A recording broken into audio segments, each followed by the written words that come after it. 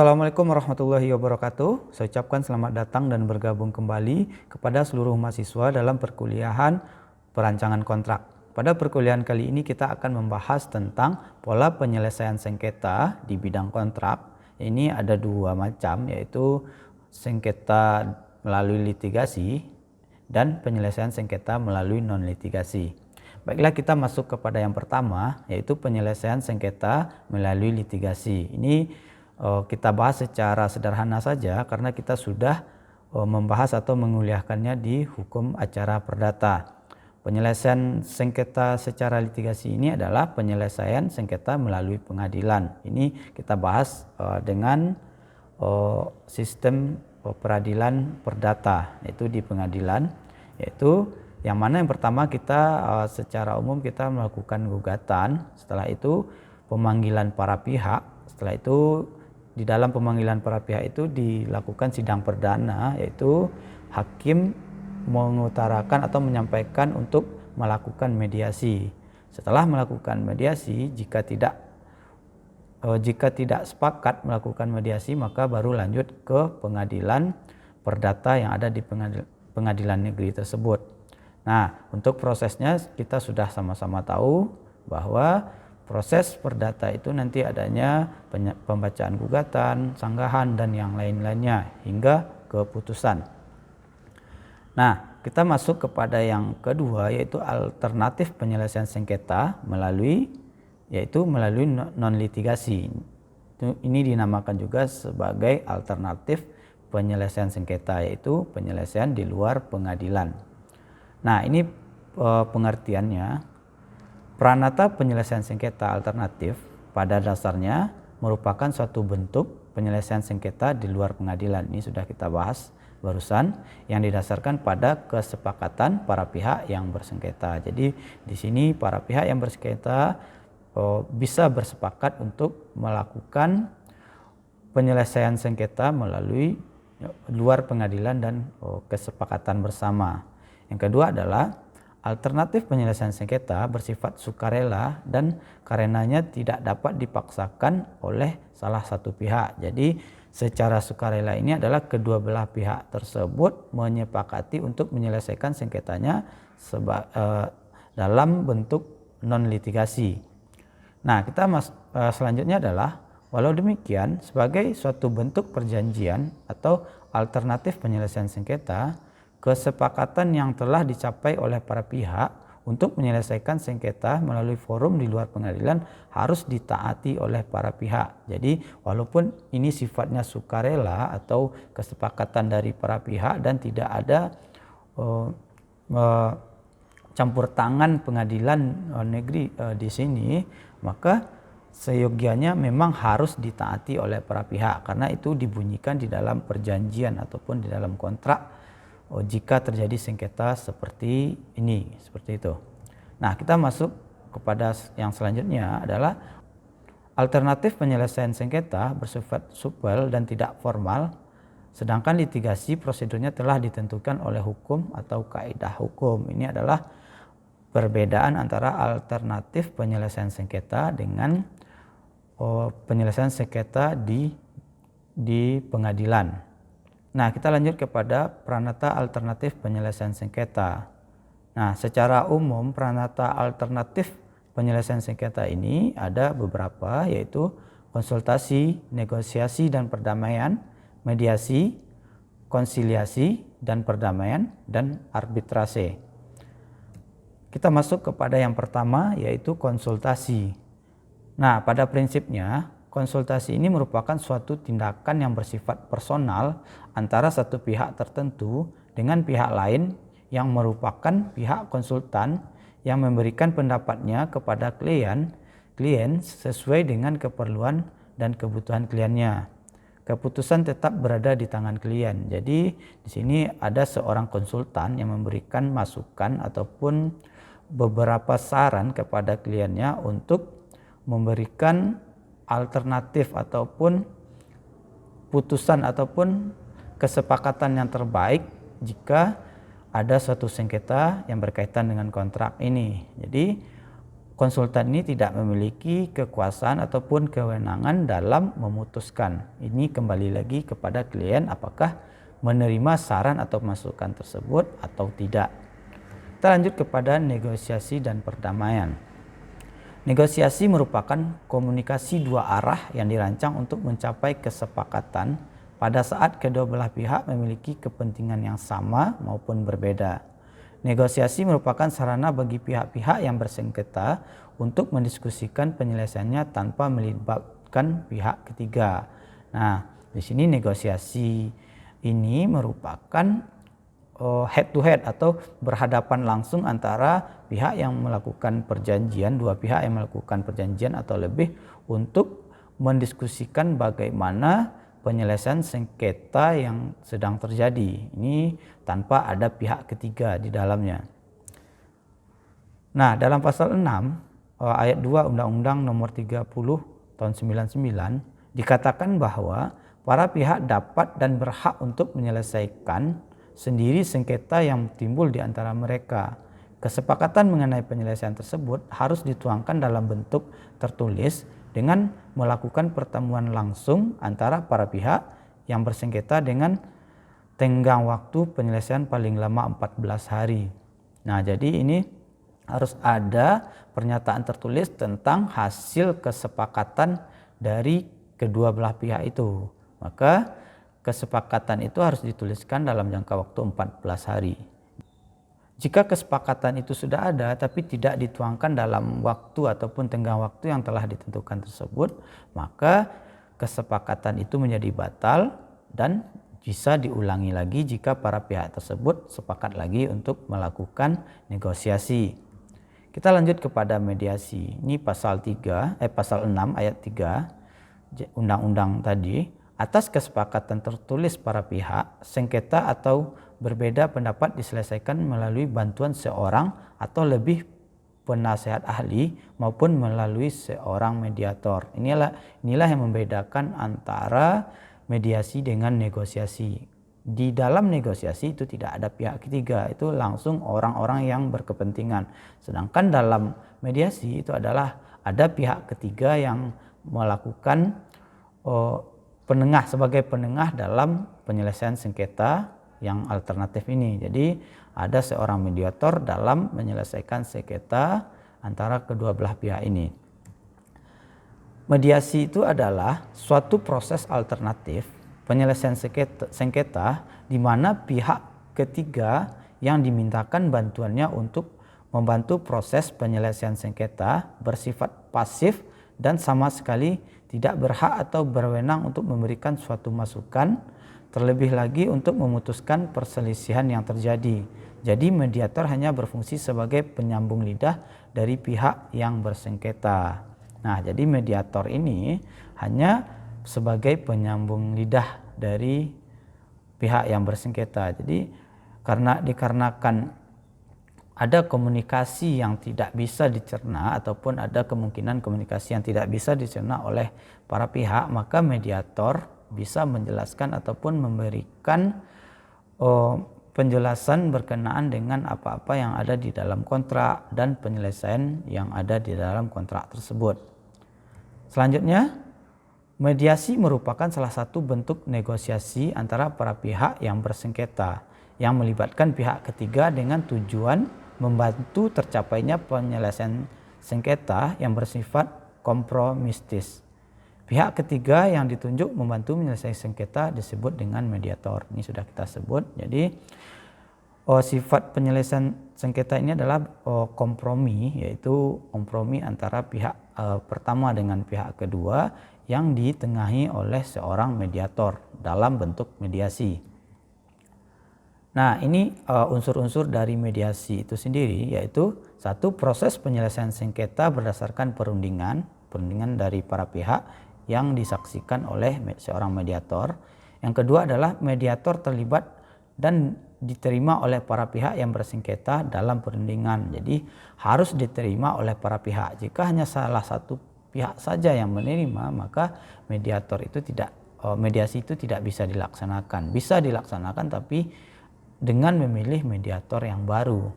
Yang penting dalam hal ini adalah eh, kedua belah pihak itu harus menerima keberadaan mediator tersebut. Yang ketiga, mediator bertugas membantu para pihak yang bersengketa untuk mencari penyelesaian. Jadi ini setelah para pihak melakukan argumennya, melakukan argumen antara kedua belah pihak, maka mediator ini bertugas untuk mencarikan solusi untuk penyelesaian sengketa dari kasus ataupun sengketa yang terjadi.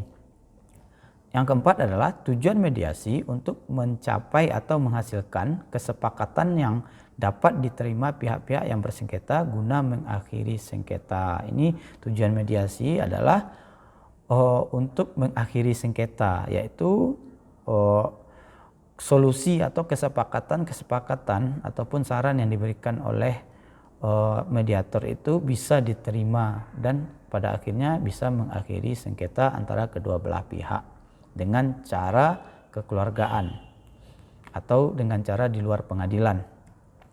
Nah, ini kita masuk kepada tugas mediator.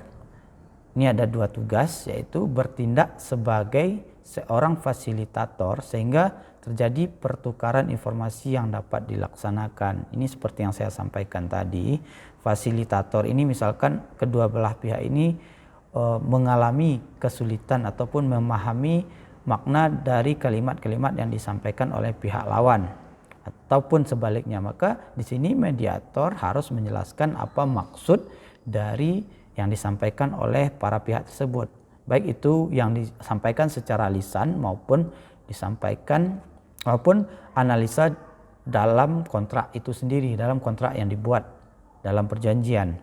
Nah, yang kedua adalah menemukan dan merumuskan titik-titik persamaan dari argumentasi para pihak dan berupaya untuk mengurangi perbedaan pendapat yang timbul.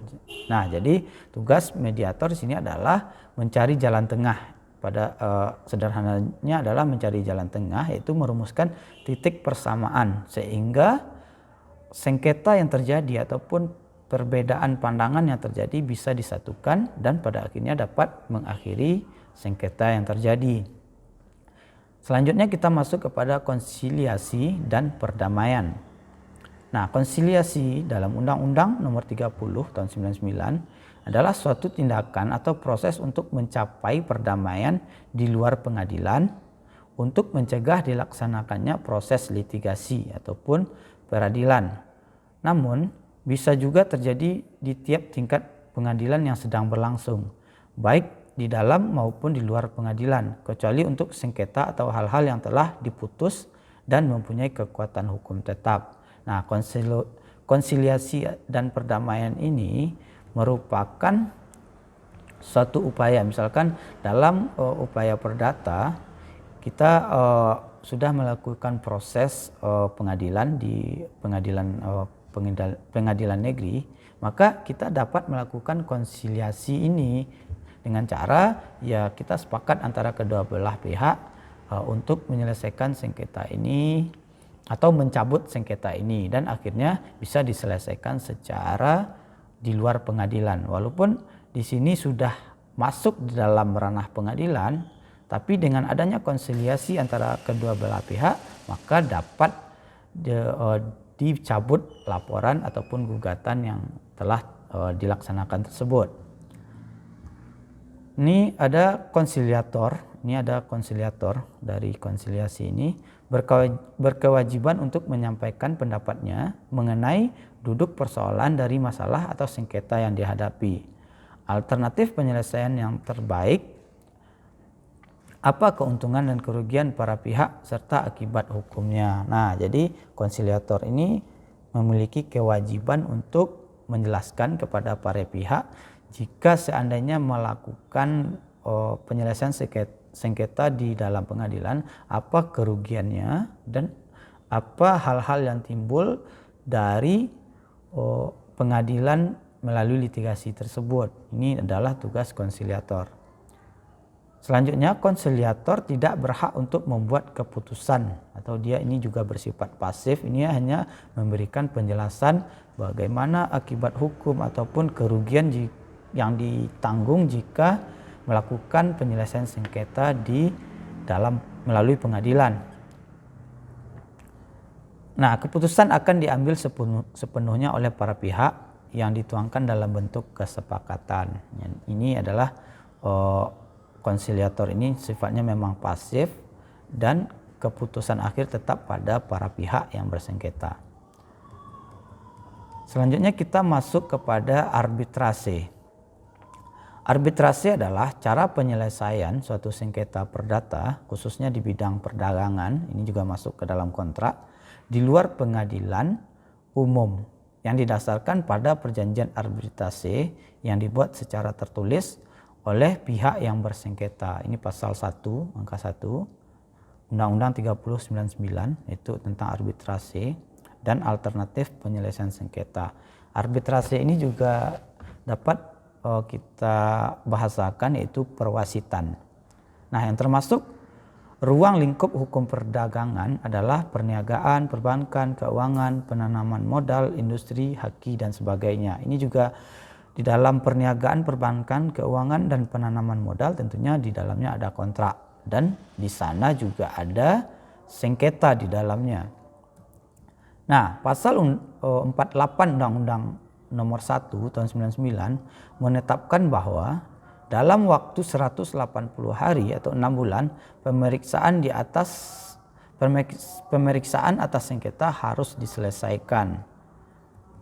Nah, ini berkaitan dengan arbitrase. Jadi jika sengketa itu sudah dilakukan ke badan disengketakan ke dalam badan arbitrase, maka penyelesaiannya itu harus selesai dalam waktu 180 hari atau 6 bulan.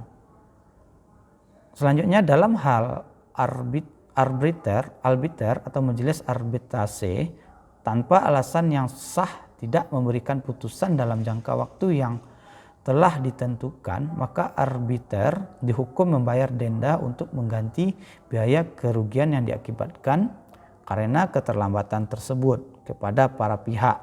Nah, ini badan arbitrase ini juga berkemungkinan mendapatkan sanksi jika dalam waktu 6 bulan tidak menyelesaikan ataupun memberikan putusan terhadap arbitrase yang diajukan tersebut.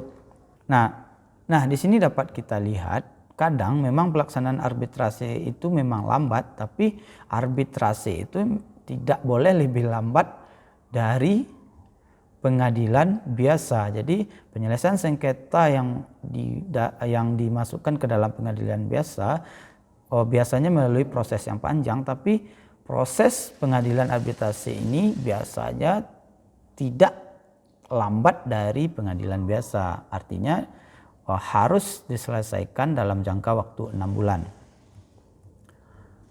Selanjutnya kesepakatan dalam arbitrase.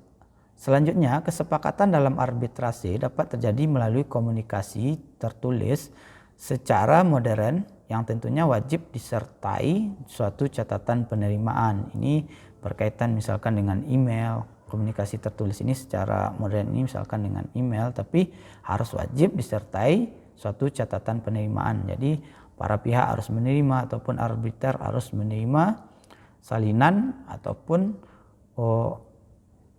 tembusan terhadap putusan arbitrase ini ataupun kesepakatan arbitrase ini. Arbitrase ini bersifat final dan binding atau final dan mengikat. Jadi setelah adanya kesepakatan arbitrase ini artinya tidak ada lagi upaya hukum lainnya. Misalkan sudah sepakat antara kedua belah pihak dalam arbitrase ini, maka para pihak ini jika di kemudian hari tidak merasa senang lagi, maka ini tidak ada lagi upaya hukum ke pengadilan karena arbitrase ini bersifat final dan tidak ada lagi gugatan-gugatan terhadap sengketa yang terjadi yang telah diselesaikan di dalam arbitrase ini. Pengadilan wajib karena jabatan atau ex officio menyatakan diri tidak berwenang bila terdapat klausula arbitrase dalam suatu perjanjian. Nah, jika seperti yang saya sampaikan tadi, jika di dalam perjanjian itu ada klausula arbitrase dan telah diselesaikan secara arbitrase, maka jika disengketakan ke pengadilan, maka hakim di sini wajib menolak gugatan tersebut karena arbitrase ini sifatnya final dan binding. Selanjutnya penawaran penyelesaian sengketa melalui arbitrase bisa melalui telex, telegram, fax mail ataupun email. Ini dalam pasal 4 ayat 3 Undang-Undang Arbitrase. Kita masuk kepada syarat utama untuk dapat dilakukan arbitrase adalah adanya suatu perjanjian untuk berarbitrase. Ini di dalamnya ada klausula arbitrase di dalam suatu perjanjian tersebut. Perjanjian arbitrase dibuat dengan akta notaris yang isinya memuat, ini ada beberapa pasal, ada beberapa isi dari perjanjian arbitrase. Ini dalam pasal 9 ayat 3 dari Undang-Undang Arbitrase, yaitu masalah yang dipersengketakan. Nah, jadi sebelumnya perjanjian arbitrase ini dibuat dengan akta notaris, tidak akta di bawah tangan ataupun akta antara kedua belah pihak saja di atas materai, tapi harus di hadapan notaris. Jika suatu kontrak itu dibuat ada unsur ataupun ada klausula arbitrase, maka harus dibuat dengan akta notaris. Nah, yang pertama tadi adalah masalah yang dipersengketakan. Yang kedua, nama lengkap dan alamat para pihak, ini identitas. Nama lengkap dan alamat arbiter, ini identitas arbiter. Yang keempat, tempat arbitrase akan mengambil keputusan, ini lokasinya. Jangka waktu 6 bulan penyelesaian masalah dengan cara arbitrase, ini harus ada di dalamnya, walaupun dalam undang-undang sudah disampaikan bahwa jangka waktu harus 6 bulan, tapi di dalam klausula atau perjanjian arbitrase juga harus ada pencantuman jangka waktu ini. Yang keenam adalah pernyataan kesediaan dari para pihak yang bersengketa untuk menanggung segala biaya yang diperlukan untuk pemeriksaan sengketa melalui arbitrase. Jadi ini penanggungan biaya dari arbitrase ini adalah dari para pihak, karena ini sifatnya adalah perdamaian, maka segala biaya yang timbul ditanggung bersama. Nah, selanjutnya berkaitan dengan pihak yang berkeberatan ini terhadap pengangkatan hakim arbiter. Ini bisa mengajukan hak, misalkan para pihak itu satu pihak tidak setuju dengan hakim arbiter ini, maka pihak tersebut bisa mengajukan hak ingkar ini dalam jangka waktu 14 hari sejak pengangkatan. Nah, selanjutnya semua pemeriksaan sengketa oleh majelis arbiter dilakukan secara tertutup. Maksudnya di sini adalah hanya para pihak yang bersengketa saja, jadi tidak dibuka untuk umum. Selanjutnya adalah terhadap putusan arbitrase dapat diminta pembatalan bila diduga mengandung unsur-unsur, yang ada 3 unsur, yaitu dipergunakan dokumen palsu dalam persidangan. Nah, ini dapat dilakukan pembatalan. Yang kedua adalah telah disembunyikan dokumen yang menentukan. Ini adalah dokumen-dokumen inti. Jadi jika disembunyikan dokumen-dokumen inti sehingga salah satu pihak itu merasa dirugikan dan tidak memenuhi rasa keadilan, maka putusan dari arbitrase ini bisa dibatalkan. Yang ketiga adalah telah dilakukan tipu muslihat oleh lawan. Ini juga bisa dalam bentuk, misalkan tipu muslihat ini dalam bentuk penyogokan hakim arbiter ataupun hal-hal lain yang dapat merugikan pihak lawan atau pihak lainnya. Nah, demikianlah perkuliahan kita pada kesempatan kali ini. Semoga kita dapat mengambil manfaat dalam perkuliahan kali ini, yaitu berkaitan dengan penyelesaian sengketa dalam bidang kontrak, yaitu melalui litigasi. Litigasi ini sudah kita pelajari di dalam hukum acara perdata ataupun yang lainnya. Yang selanjutnya adalah penyelesaian sengketa non-litigasi, yaitu penyelesaian sengketa di luar pengadilan. Saya mengucapkan terima kasih banyak dan mohon maaf jika ada kesalahan dalam penyampaian perkuliahan ini. Saya tutup. Assalamualaikum warahmatullahi wabarakatuh.